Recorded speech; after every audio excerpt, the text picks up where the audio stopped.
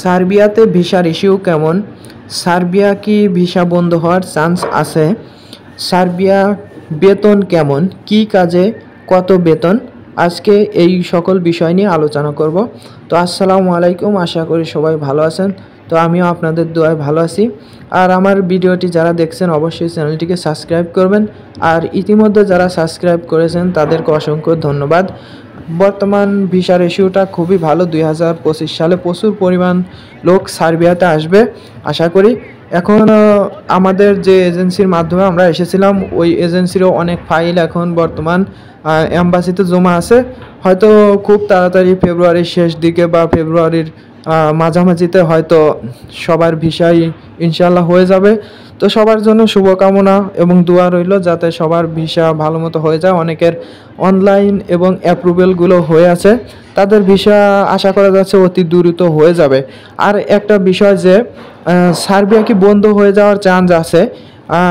হ্যাঁ, জি, অবশ্যই সার্বিয়া বন্ধ হয়ে যাওয়ার চান্স আছে।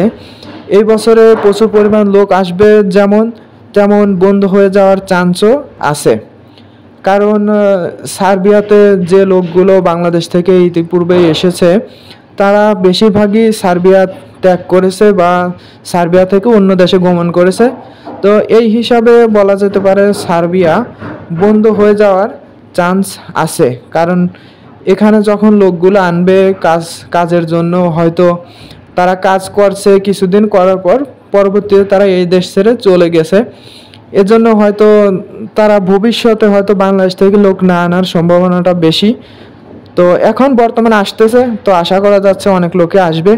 আর সার্বিয়াতে বেতন, সার্বিয়া মূলত এক বলকান কান্ট্রি। তো এখানে বেতনের পরিমাণটা সেনজেনের অন্য দেশের মতো হবে না। তো এখানে স্বাভাবিকভাবে বেতন 400 থেকে 600 ইউরো পর্যন্ত হয়। তো মোটামুটি বেশিরভাগ বেতনই 500 ইউরোর ভিতরে থাকে।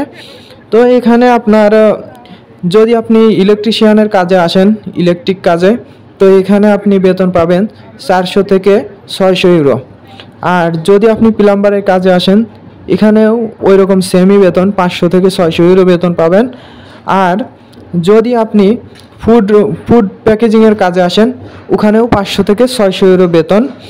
আর তারপরে আপনার আসলো কনস্ট্রাকশন সাইডের যে কাজগুলো আছে, এই কাজেও আপনার ওরকম 550-600-র ভিতরে বেতন। আর ফুড ডেলিভারি কাজটায় আপনার 600 ইউরো বেতন হবে। আর যদি আপনি রাজমিস্ত্রির কাজে আসেন, মেশন যেটাকে বলে, তো এই কাজে যদি আসেন তাহলে আপনার বেতন হবে 500 থেকে 600 ইউরো। অনেকেই আর কি রেস্টুরেন্ট বা হোটেলের কাজে আসে, তো হোটেল এবং রেস্টুরেন্টের বেতনও আপনার 500 থেকে 600 ইউরো হয়ে থাকে। আর প্রথমত বেশিরভাগ সার্বিয়াতে যারা নতুন আসে এদের বেতন মোটামুটি আপনার 400 থেকে 600 ইউরো এরকমই হয়।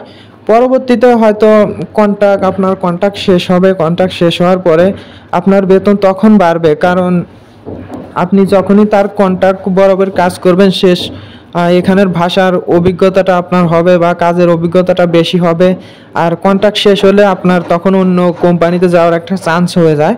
তো এই জন্যই হয়তো যে কোম্পানিতে আপনি আছেন সে আপনাকে অফার করবে যে তোমার বেতনটা এতটা বাড়িয়ে দেব, তুমি কোম্পানিতে থেকে যাও। তো এইভাবে আর কি কোম্পানির বেতন বেড়ে থাকে। আর হয়তো প্রতি বছর বেতন বাড়ানোর একটা আছে, কিন্তু অতটা আর কি এখন পর্যন্ত সেরকম কোনো কোম্পানি বাড়ায় নাই। কারণ এখানে বেশিরভাগ 1 বছর অথবা 2 বছরের কন্ট্রাক্ট করে। আর সার্বিয়াতে যারাই আপনারা আসেন অবশ্যই এখানে থাকার চেষ্টা করবেন। যতক্ষণ পর্যন্ত আপনার পরিস্থিতি অতি খারাপ না হয় ততক্ষণ পর্যন্ত সার্বিয়াতে অবশ্যই থাকার চেষ্টা করবেন। কারণ আপনি যদি সার্বিয়াতে থাকেন আরও আপনার বাংলাদেশের অনেক ভাই এখানে আসার সুযোগ পাবে। আর যদি আপনি ভালো পরিস্থিতি থাকার পরও এখান থেকে গেম দিয়ে চলে যান, তো ওখানে আপনি অন্যদের আরও রিজিকটা নষ্ট করবেন।